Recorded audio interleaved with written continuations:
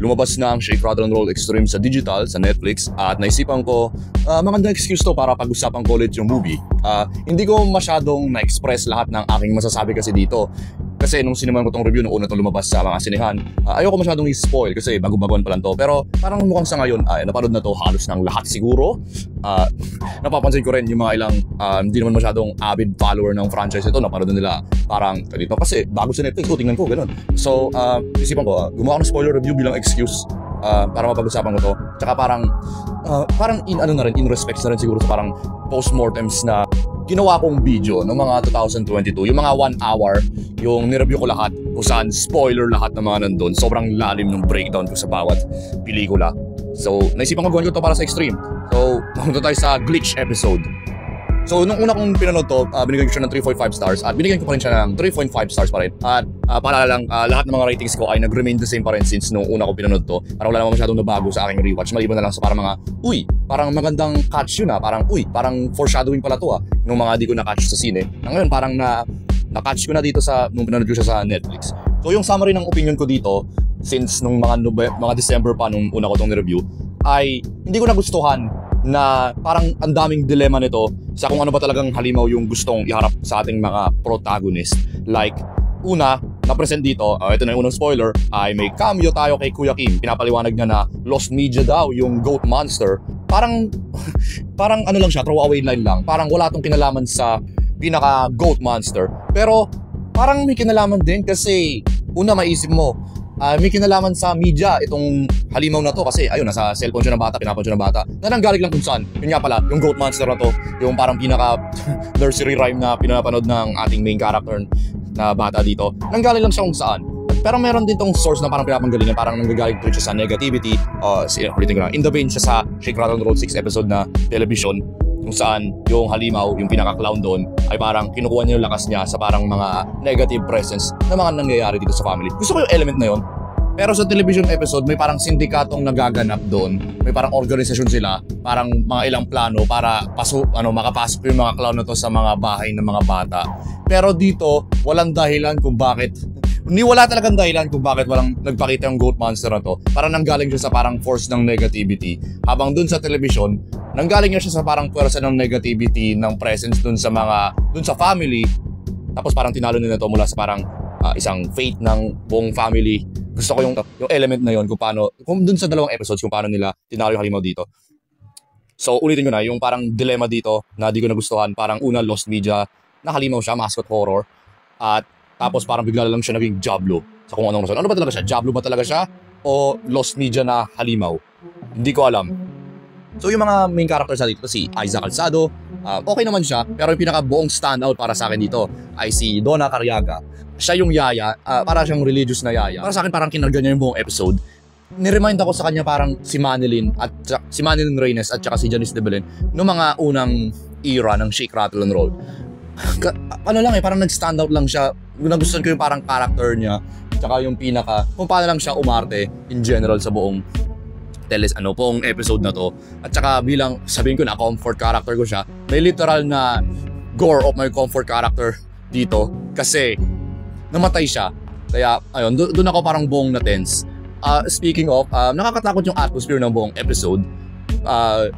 Pero yung buong tension sa climax, okay na lang siya. Parang hindi na siya naging horror, yung parang wala na siyang sense of hopelessness, yung parang ganun. Parang naging na siya, hindi na siya naging nakakatakot kasi parang naging malaala superhero na yung datingan dito ni Aiza Calzado. Parang kinuha niya itong ano ba tawag dito? Archangel Michael. Parang naging fantasy na datingan kung paano nila pinatay itong halimaw. May nabasa akong comment dun sa aking spoiler-free review na parang siguro mas gaganda to kung parang ginawa nilang practical yung datingan kung paano nila pinatay yung halimaw, kagaya rin na sa Christmas tree, yung asido, or kaya yung parang dun sa television. Parang, ewan ko, parang corny lang yung datingan. Mas maganda siguro kung pinatay nila ito sa parang kung paano nila tinalo si Balak dun sa The Conjuring 2, parang ganon. Corny siya, ganon, pero hindi naman yung parang bagay sa episode na to yung tema niya kasi parang seryoso yung datingan nito eh. Okay lang naman maging corny pero sobrang seryoso ng tema nung buong episode, tapos parang bibiglang gantong klaseng fantasy na nanggaling kung saan.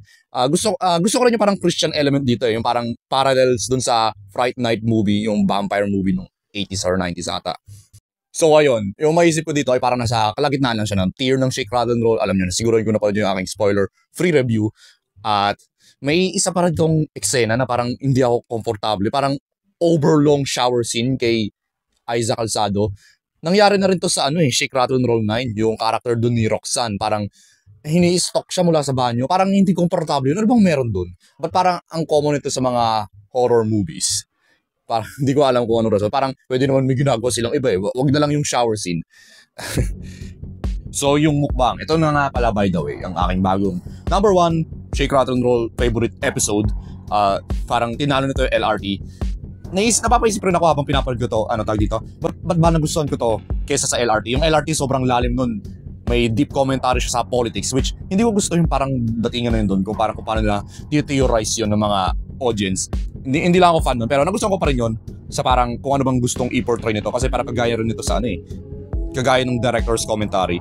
Sabi raw parang inspired daw yung LRT episode dun sa Robinson's Galleria. Pero ayun, syempre, parang pag pinanood mo yun, parang di na obvious. Pero bubunot na dun sa LRT kasi mukbang yung pag-uusapan natin. Kaya ako nga pa ito nagustuhan kasi ito yung parang i-expect mo sa isang Shake, Rattle, and Roll episode. Siguro hindi naman ito yung parang di mo ito magugustuhan. Parang expectation mo sa isang Shake, Rattle, and Roll kung lumaki ka sa eras ng Shake, Rattle, and Roll 1 hanggang 6, yung mga nasa 90s, yung mga kinalakihan ng mga tito natin. As of recording nito kasi binata pa lang ako. So ayun, yung Shake, Rattle, and Roll 1 to 6, may parang datingan siya ng classic slasher horror, yung mga nasa tema ng 70s to 80s, pero mga 90s na yung Shake, Rattle, and Roll 1 to 6 na yun eh. Tapos pagdatingan ng mga, sabihin ko mga part 11 hanggang 15, doon ako lumaki sa mga era na yun. Tapos may mga halo-halo sila mga tema, parang may seryoso, may comedy, ayun, may sobrang lalim na, yung parang matatakot ka talaga, ganun. Tapos yung sunod, may parang di mo maseseryoso. Parang dumating ito nung nagpakita si John Lapus sa franchise, ganun, yung parang naging regular na siya. Tapos parang naging trope na parang lagi siyang pinapatay sa mga episodes. Tapos nakakatawa na kasi namatay siya, ganun. So ganun, yung parang problema doon sa mga Shake, Rattle, and Roll episodes na yon kasi ay hindi siya balanse sa mga ano bang gustong gawin tema na ito. Merong horror na 90%, tapos ayun, purong horror naman. Tapos pag may comedy na dadating, parang 90% siya, tapos 10% sa horror. Maganda example dito yung Pamana. Gusto ko yung Pamana episode pero sa parang personal ko lang na opinion, parang ginusto ko yon yung entertainment nun para sa comedy. Meron siya mga dark implications, pero di naman sa parang puntong babangungutin ka. So etong mukbang, pag-usapan ko na nito sa wakas, maganda yung mix niya ng horror at comedy. May mga corny na characters, mga OA sila, iba-ibang set ng characters yung mga nandito. Tapos dito yung konsepto nito ay twisted, nakakatakot, ganon. At saka insight ko na rin, ito yung parang in-expect ko sa ulam episode. Dito, kadiri talaga, pinapakain talaga sila ng mga cannibalizing talaga.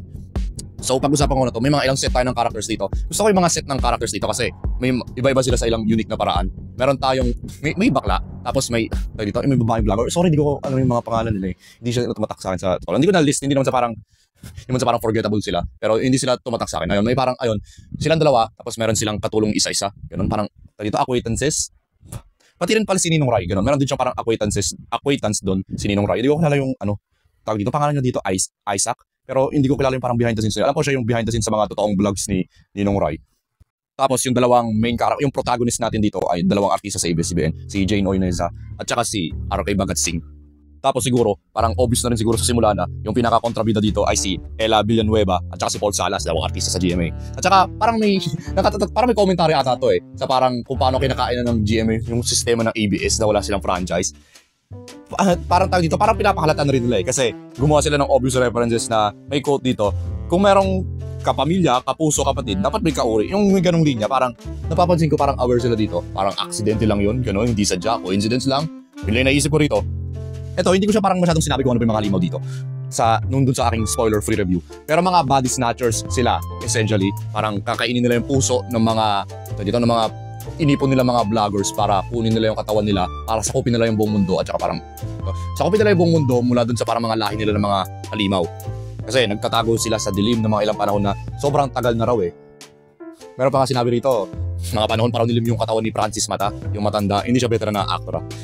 Isa rin sa dahilan kung ba't nagustuhan ko to, maliban dun sa parang magandang mix ng horror at comedy, ay similar yung concept nito sa aking dating top 3 favorite Shake Rattle Roll episodes na ngayon ay top 4, 3, 2 na sa ngayon kasi ito na yung number 1 na yung mukbang. Yung Unwanted, may parang konsepto siya ng invasion at saka parang idea ng hopelessness. Tapos yung ending nun, ayun, nasa hopeless na situation na sila. Tapos yung Aswang, parang yung sa Aswang tsaka LRT similar sila. May parang may parang cycle na nangyayari.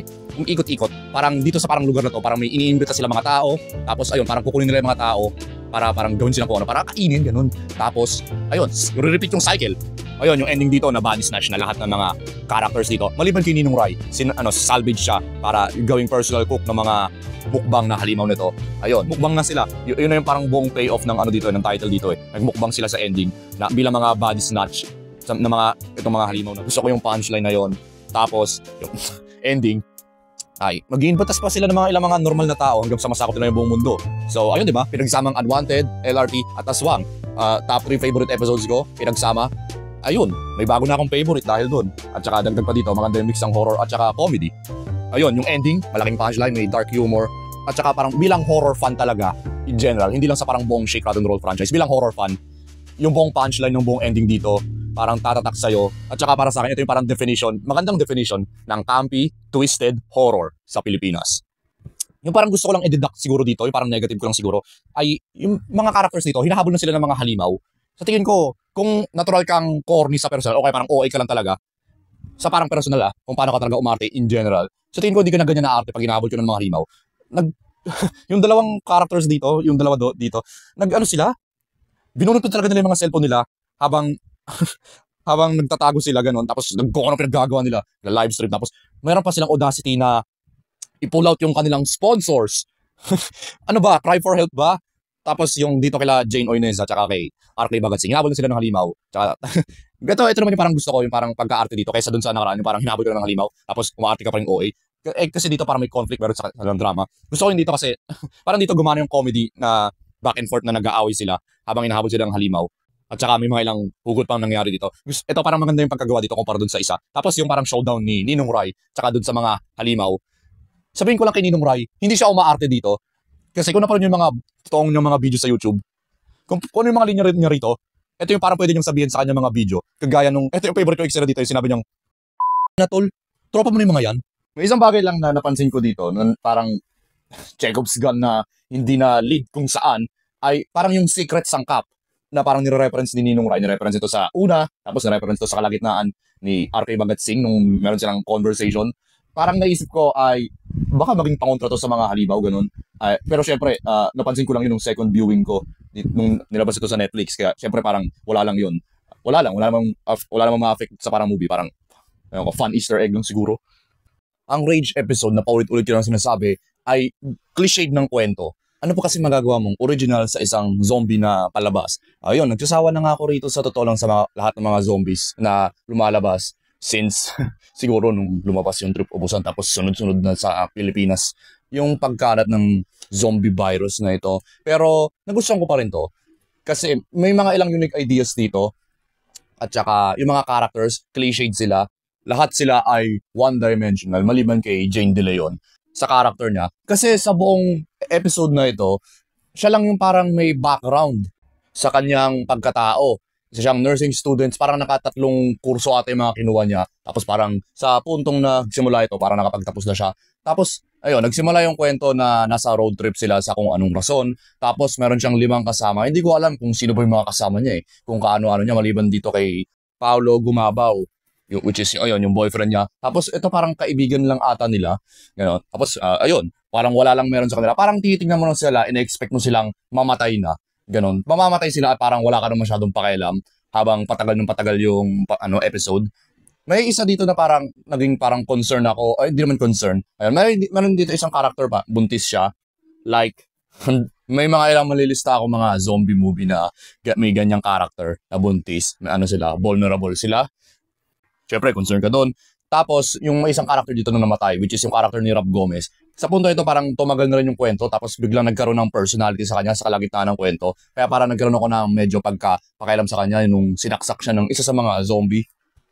The rest sa kanila, may 2 characters dito, parang inintroduce lang sila doon sa simula. Tapos, parang patay na sila sa zombie, namatay sila sa zombie nung unang nagpakita din sila sa episode. Tapos, meron dito, si Bryce Eusebio, sa kalagitnaan ng episode, habang parang nagtago sila sa mga zombie, parang nagpakagabi sila sa isang lugar. Ayun, nung nahabol na sila ng mga zombie, biglang may nakakuha sa kanyang zombie tapos patay na siya. Parang walang build up yung parang pagkapatay sa kanya. Hindi man lang siya jump scare ng kung ano. Parang bigla lang siya namatay at wala ka ng pakialam doon. Parang nagkaroon ng effect sa mga characters. Yun yung nagustuhan ko doon. Pero ayun, yun yung parang problema dito. Siguro nagustuhan ko pa rin to. Yung action solid eh. Kulang dito, hindi na siya nakakatakot kumpara sa parang dalawang episode. May atmosphere dito maganda. Mula rin sa mga parang pinresentang cinematography at saka mga ilang establishing shots. Kasi dahil nga, ayun, ang dami-dami na rin mga zombie na, cliche na may mga zombie. Tapos, pag parang pinresent mo sila sa parang action set pieces, parang, ayun, ginamit mo silang device ngayon. Siyempre, parang di ka na matatakot. Parang, ito ay parang astig-astigan na lang. Parang palette cleanser nga. Ayun yung sinabi ko dito sa aking spoiler-free review na sa dalawang episodes na nakakatakot. Ito naman, palette cleanser, have a good time. Ganyan naman yung karamihan ng mga zombie movies sa ngayon. Sa tingin ko yung parang last zombie movie na naging, na parang pinresent pa talaga nilang horror ay wala akong maisip eh. Parang halos lahat, halos lahat parang mas action thriller na eh. Sa tingin ko yung The Sadness ata. Hindi ko pa napapanood yun, pero parang sa nakita ko, may mga nagsasabi sa akin sa comments, similar raw yung mga zombies dito dun sa The Sadness. Speaking of, na ayun, parang unique nga sinasabi ko dito yung mga zombie, kung paano sila nakakapanghawa, paano kasi mga rage zombie yung mga to, ay astig yung kung paano sila makapanghawa dito. Pag pumatay ka na parang zombie, parang pwede pang, hindi, buhay pa yung virus tapos yung host, yung pinaka-host na, yung tao, yung parang parasite nito ay parang pwedeng malipat sa inyo, parang nabubuhay siyang organism, at saka pwede kang ma-infect. Yan yung gusto ko dito eh. Unique lang yung pagka-display nila kung paano sila manghawa. Ayun, pwede rin, rin siya, bloodborne din siya. May mga ilang tao dito na na-infect mula sa parang mga dugo ata ganun. Pero yung pinaka yung napresenta ditong unique na infection, nagustuhan ko yon bilang zombie fan na rin. Unique kasi. So yeah, diretsoy ko na rin. Dahil nga cliched zombie episode na ito, ayun, spoiler review na rin. Namatay lahat ng mga characters dito, maliban kay Jane De Leon, syempre. Siya lang yung may character arc dito eh. Tapos yung buntis nandyan lang para maging pabigat, sa totoo lang. Tapos ayun, sila nila Jane De Leon tsaka yung baby yung nakaligtas. May inisip ako dito eh. Biglang namatay yung buntis na character. Hindi ko alam kung paano siya namatay. Parang namatay sa pagod. Hindi ko alam kasi ayun, buntis niya rin siya. Tapos parang kapapanganak niya parang. Hindi ko alam kung paano siya namatay. Parang sinasuspect ko parang namatay rin siya sa parang virus. Tapos naisip ako kung parang dinala ni Jane De Leon yung baby. Sa tingin ko parang magiging zombie ito. Parang isang bagul scare. Ganon. Bagul scare, I mean parang common na salita na to dun sa sinister movie. Ginamit ko lang yung word ni Good Bad Flicks. Panoorin niyo yung mga review niya. Lagi niya yung ginagamit dun sa mga horror movies. Yung parang bilang rant niya sa mga ending. Karamihan sa mga Blumhouse movies. May ganong mga ending din sa ilang Shake, Rattle, and Roll. Isa in particular yung hindi ko na gustong episode. Ayokong i-spoil kung ano ba yung episode na yon. Pero may bagul scare doon which hindi ko nagustuhan. Parang dito, tinatakot mo na lang yung audience kesa parang, kasi ayun, ayoko na masyado mag-grunt doon. Hanapin nyo na lang yung review ko doon. Dito sa parang aking 1-hour video kung saan nag-grunt ako doon sa may jump scare sa uli. Pero dito, nagustuhan ko kasi walang jump scare na nangyari sa uli. Kasi parang ina-expect kong meron mula doon sa baby. So, ayun ang aking spoiler thoughts sa Shake, Rattle, and Roll Extreme. Ito na lang feeling na naman na ito. Parang may natanggal akong bigat sa aking mga balikat. Ito rin yung feeling nung natapos ko yung, dito natapos ko lahat ng reviews doon sa Shake, Rattle, and Roll 1-15, doon sa aking 1-hour video. Hindi ko nakuha yung feeling na to nung nireview ko yung Shake, Rattle, and Roll Extreme ng spoiler free nung lumabas ito nung una sa sinehan. Pero ngayon, sa akin yung feeling na to kasi dito na-spoil ko na lahat na-spoil ko at na-express ko yung mga nagustuhan ko rito at hindi ko nagustuhan. Tsaka yung parang over-analyzation ko at napapansin nyo rin yung haba ng video na to. So ayun, ano ba masasabi nyo rito? Ano nga ba yung favorite episodes nyo ulit? Discussion nga ulit pala tayo. Alam ko nag-usap-usap na tayo mga comments tungkol dito sa nung ginawa ko tong honest trailer at saka dun nung unang lumabas to sa sinehan nung ginawa ko ng review yun. Pero siguro may mga ilang nasabi ako dito na pwede nyo nating parang pag-usapan sa comments ng parang mas malalim. Ganun lang.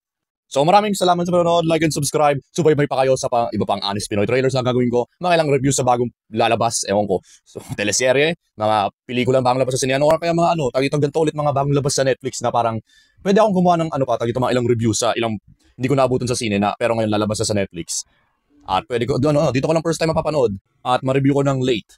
At saka at least para may occasion ko ba't ko sila na ma-review ng late. 'Di ba? So maraming salamat nga pala sa panonood ng isa ko pa palang excuse para magsalita uli tungkol sa Shake, Rattle, and Roll. Kasi aware ako na itong Shake, Rattle, and Roll para nagkasalita ako. Sa tingin ko parang, nakita niyo parang unique na parang kung paano ako magsalita tungkol dito. At saka, napansin ko dito, parang dito dumami yung views ko rito eh. Dito dumadami yung views ko sa totoo lang sa Shake, Rattle, and Roll. Pero di naman pwede na parang pag-usapan ko to palagi. Hanggang sa, ewan ko, masakop na tayo ng mga zombies balang araw. So ayun, maraming salamat nga pala sa panonood. At magkita tayo sa susunod na video at mag-ingat kayo. Bye-bye.